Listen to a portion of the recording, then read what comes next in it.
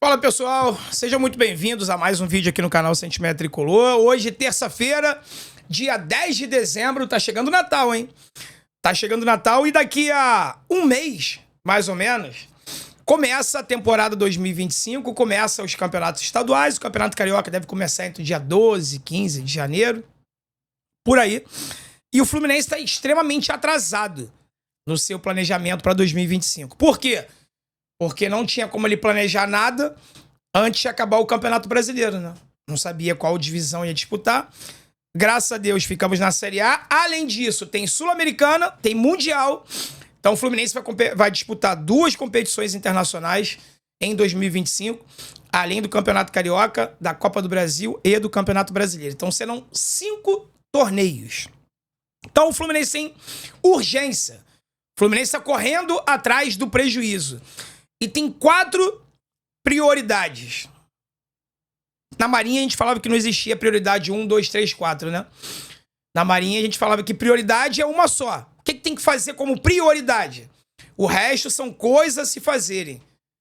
Prioridade só existe uma, por isso que é prioridade. Você concorda? Não? Deixa sua opinião aqui nos comentários, tá? Mas a prioridade máxima do Fluminense é definir o nome do treinador, tá? Há um interesse do clube, há um interesse do treinador de dar continuidade no trabalho. A gente está falando do Mano. É isso mesmo, tá? Existe interesse do Fluminense, existe interesse do Mano, mas algumas... Só que não tá certa a renovação ainda, não tá certa. Deve acontecer uma reunião nos próximos dias. Eu acho que essa reunião já era para acontecer... Tudo bem, segunda-feira, vai, o dia seguinte ali do término do Campeonato Brasileiro, ok. Dá um descanso, dá uma folga pro Mano ali, esfriar a cabeça, dar uma desestressada. Só que eu acho que não tem muito como perder tempo não, tá? O nome tem que ser definido logo, o nome do treinador. O Fluminense enxerga o Mano, conforme eu tinha falado na live de ontem à noite aqui com vocês, tá? Como uma peça muito importante pra reformulação. O Mano deixou claro na entrevista pós-jogo que ele... acha que a média de idade do Fluminense tem que baixar, que a nossa média de idade é extremamente enganosa, né? São muitos jogadores de idade muito avançada, muitos jogadores jovens, 18 anos de idade, caso Cauã Elias, Esquerdinha, entre outros, e aí faz a média do Fluminense ficar na faixa dos 30 anos. Só que é uma média de idade mentirosa, porque na verdade nosso elenco é repleto de jogadores veteranos. E o Mano falou que uma das coisas que o Fluminense precisava mudar pro ano que vem, ele não se aprofundou muito, porque ele deixou claro que ele não sabia se ele ia ficar ou não, era diminuir essa média de idade alta, diminuir o perfil mudar o perfil de contratações para a temporada 2025, para que a gente possa ter um time forte. E segundo o Mano falou na coletiva ali, ele falou que a média de idade ideal é entre 26 e 28 anos, que os jogadores estão no auge da sua carreira, tanto na parte física quanto na parte técnica. Então o Fluminense enxerga o Mano como uma peça muito importante para essa reformulação. Ele já está lá dentro. Caso ele continue, ele já sabe com quem ele conta, com quem ele não conta. Então, assim, acredito eu que nos próximos dias será definido a permanência ou não do Mano. Mas aí eu te faço uma pergunta, cara. Se não, eu quero deixar claro para vocês aqui, que eu sei que mesmo sem eu querer influenciar, mesmo sem querer, jamais é a minha intenção te influenciar alguma coisa, te influenciar a pensar igual a mim ou algo do tipo. Mas eu sei que, mesmo não querendo, eu acabo influenciando muitas pessoas. Então eu quero deixar claro aqui que eu não tenho uma opinião formada sobre a permanência ou não do Mano. O que eu sei é o seguinte: para tirar o Mano e trazer treinadores com a característica que o Mário gosta de contratar, deixa o Mano. Para tirar o Mano e o Mário lá no Oriente Médio, acho que na Arábia Saudita, no Catar, acho que é no Catar, tentar o Odair Hellmann, deixa o Mano. Se for pra tirar o Mano e trazer o Jair Ventura, Anderson Moreira, Barroca, pode parecer brincadeira, mas não é. O Mário já falou isso diversas vezes, em diversas entrevistas, que são treinadores que ele gosta. O Odair é um grande exemplo. Há 6 meses atrás, o Mário tava tentando o Odair, pô. Se o Odair tivesse aceitado treinar o Fluminense, talvez hoje a gente estivesse na Série B. Ou não, vai lá saber. Mas era o treinador preferido do Mário. Quem trouxe o Mano foi o Fred. Tá? Então, assim, me preocupa muito caso o Mano saia, quem o Mário vai trazer pro lugar? Essa é minha questão. Por mim, o Mano sairia do Fluminense e o Mário iria buscar um treinador europeu. Um treinador português, um treinador espanhol, que já tenha feito um trabalho de qualidade no Brasil ou lá na Europa. Portugal, com certeza tem bons treinadores lá, que a gente poderia pagar. Eu sei que muita gente vai falar sobre o Luiz Castro. Galera, falei ontem aqui na live da noite, publiquei lá no canal do Dezão, que é um Instagram que a gente tem que falar sobre futebol em geral. O Luiz Castro está exigindo aos clubes brasileiros um salário de 3 milhões, o salário dele mais da comissão técnica, só o dele é 2,5 milhões, salário de 3 milhões, alto investimento no futebol, ele tendo participação direta e ativa e controle no departamento de futebol e tomada de decisões nas categorias de base do clube. Ou seja, tudo que ele quer é a chave do clube na qual ele for trabalhar. Por mim, está completamente descartado. É totalmente o oposto do que eu penso. É justamente o que eu mais critico o Mário de ter feito esse ano, é isso. É ter dado a chave do Fluminense pro Diniz, no primeiro semestre, fazer o que ele quisesse e bem entendesse. A gente chegou na situação que a gente chegou. Então, assim, não tem o Luiz Castro. Tem o Renato Gaúcho. Você acha que o Renato Gaúcho pode fazer um trabalho melhor do que o Mano? Aí é questão de opinião. Tenho as minhas dúvidas. Também não tenho opinião formada sobre isso. Se o Renato faria um trabalho melhor do que o Mano. Aí você pode falar assim, pô, Dezão, mas em 2023 o Renato foi vice-campeão brasileiro com o Grêmio, cara. O Grêmio não ganhou o Campeonato Brasileiro de 23, da pipocada do Botafogo, que ganhou o Palmeiras? Então, o Grêmio não ganhou acho que por 1 ou 2 pontos. Com o Renato Gaúcho. Eu te falo, cara, é verdade, baita trabalho. Só que em 22, o vice-campeão brasileiro foi o Mano Menezes. Com o Internacional. Tá? Então, eu tô te dando 2 argumentos. Se é por trabalho, o Renato Gaúcho foi vice-campeão brasileiro em 2023, o Mano Menezes foi vice-campeão brasileiro em 2022, quando o Fluminense ficou em 3º lugar. Os dois fizeram bons trabalhos no Campeonato Brasileiro, o Mano salvando a gente da Série B em 2024, tá bom? Então, o treinador é a prioridade. Resolver o problema do treinador... não é a segunda prioridade. O que passa a ser a prioridade para o Fluminense é a renovação de contrato de alguns atletas. E isso aí me preocupa demais. Porque se você pegar os atletas que têm contrato terminando, a gente está falando do Felipe Melo, a gente está falando do Manuel e a gente está falando do Diogo Barbosa. Tem algum outro que eu tenha esquecido? Se eu tiver, coloca nos comentários. Mas que eu me lembre, contrato terminando agora em dezembro, que tem possibilidade de permanência, são esses 3. Na minha opinião, tinha que ser rua nos 3. Com todo respeito ao Felipe Melo, que eu tenho um carinho muito grande. Queria que ele continuasse no Fluminense, mas fora dos campos. Pra mim vai ser inaceitável o Fluminense renovar com qualquer um dos 3. Acho, até porque isso já foi divulgado amplamente, que o Fluminense vai renovar com o Diogo Barbosa. E aí, pelo que o Fuente jogou, seria o Fuente titular e o Diogo Barbosa reserva. Ou os dois brigando pela titularidade. Só que o Mano Menezes já mostrou que ele é panelheirozinho, né? Porque o Diogo Barbosa é jogador antigo dele, jogou com ele no Cruzeiro, e ele deixou o Diogo Barbosa titular durante vários jogos, sendo que o Fuente jogou 2 jogos e mostrou ser infinitamente melhor do que o Diogo Barbosa. Mas, enfim...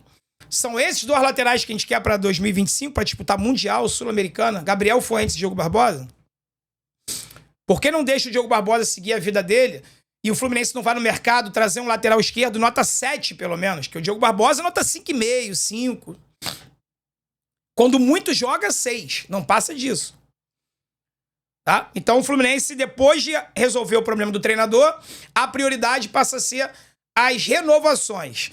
Resolveu as renovações, a terceira opção, que passa a ser a prioridade número 3, é as dispensas, que na minha opinião tinha que ser a prioridade número 1, tinha que ser a prioridade máxima. A Barca, a famosa Barca. Vai embora. Só que a gente tá falando de jogadores com contrato, né? Já tá definido que vai embora Marquinhos e Felipe Alves. Felipe Alves vai embora do Fluminense, assim como Marquinhos já foi.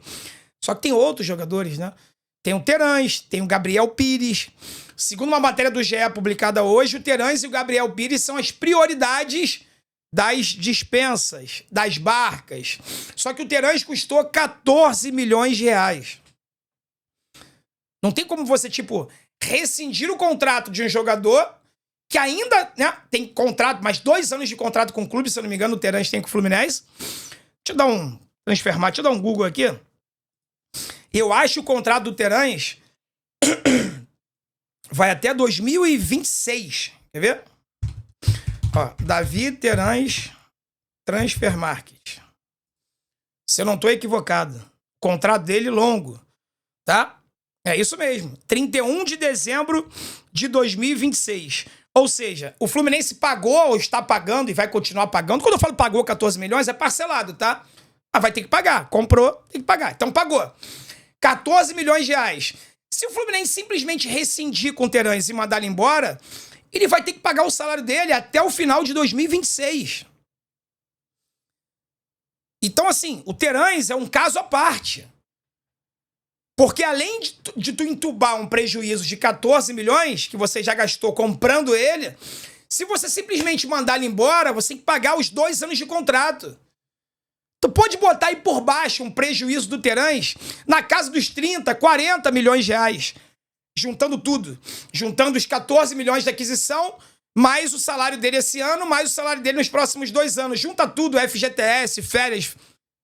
30 milhões de reais, pelo menos. Prejuízo com o Terãs que não entra em campo.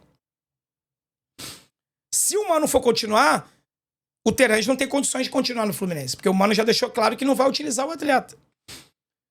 Segundo apurações que saíram nos últimos dias, Terãs completamente compromissado, acima do peso. Renato Augusto não é falado, tá? O nome do Renato Augusto, pelo que tá saindo na mídia, não é nem falado uma possibilidade de saída. Ou seja, provavelmente, Renato Augusto vai continuar no Fluminense para 2025. O que é outro absurdo. Ah, André, tem contrato, tem mais 1 ano de contrato. Faz acordo. Tem que fazer reformulação, rapaziada. E depois disso tudo, a quarta prioridade, ou seja, o quarto problema a resolver, que passa a ser a prioridade, são os reforços. São os reforços. Então, primeiro você define treinador, depois você define renovação, depois você define a barca e, por último, os reforços. E, pra mim, é a parte mais importante do processo, tá? Eu tô de saco cheio do Fluminense contratar jogadores que não comprometem. Eu tô de saco cheio de, nessa temporada 2024, na temporada 23, nem tanto. 23 também, né, cara? Se a gente pensar que em 2023 o Mário contratou Danielzinho e Oni Gonzalez, e aí eu faço a meia-culpa. Eu até reclamei na época, questionei e tal, mas como a fase era boa, a gente ganhava jogos, estava disputando a Libertadores e tal, fomos campeões da Libertadores, a gente deixou pra lá, né? A gente meio que ignorou. Ah, tá bom. Muita gente reclamou, muita gente criticou, mas eu meio que deixei pra lá. Reclamei quando chegaram, falei, cara, isso é bizarro. Mas beleza, as coisas estavam fluindo, a gente estava feliz e tal. Em 23, a gente já tinha... A gente não. Eu não tenho nada com isso. E nem você. O Fluminense já tinha feito atrocidades no mercado da bola. Ele tinha trazido Danielzinho de volta. E o Ioni Gonzalez, que não fazia gol há 3 anos. Então, assim, as burradas nas contratações, nível Vitor Hugo esse ano, começaram hoje não, mano. Isso já vem desde o ano passado. E, cara, isso tem que acabar. Isso tem que parar. O Fluminense não é SAF, o Fluminense não tem SEO, também não tem. Ou melhor, até tem, mas não aparece, não serve pra nada. Não publicamente, tá? Sabia que o Fluminense tem um CEO? O Fluminense tem CEO. Mas ninguém sabe o que ele faz. Enfim. O Fluminense não tem mecenas, que eu queria falar era mecenas. O Fluminense não é SAF, o Fluminense não tem mecenas, o Fluminense não tem, entre aspas, dinheiro. Cara, não dá pra ficar rasgando dinheiro com jogadores que não comprometem. Ao invés de trazer 6, 7 jogadores que não comprometem, que a gente fala assim, ah, tá bom, né? É meio água de salsicha, né? Não serve pra nada ali e tal, não compromete, mas também não decide. Não, pra compor o elenco tá bom. Ontem surgiu o nome do Igor Rabelo. Jogador que vai fazer 30... O problema não é nem a idade. 30 anos ele vai fazer em abril de 2025. Eu não acho nenhum problema, não. Pô, 30 anos agora é velho também? Não é assim, né? O problema não é esse. O problema é que ele tem histórico de lesão. Jogou pouco no Atlético Mineiro. E apesar do Atlético Mineiro ter sido finalista da Copa do Brasil e da Libertadores, a zaga é o ponto fraco do Atlético Mineiro.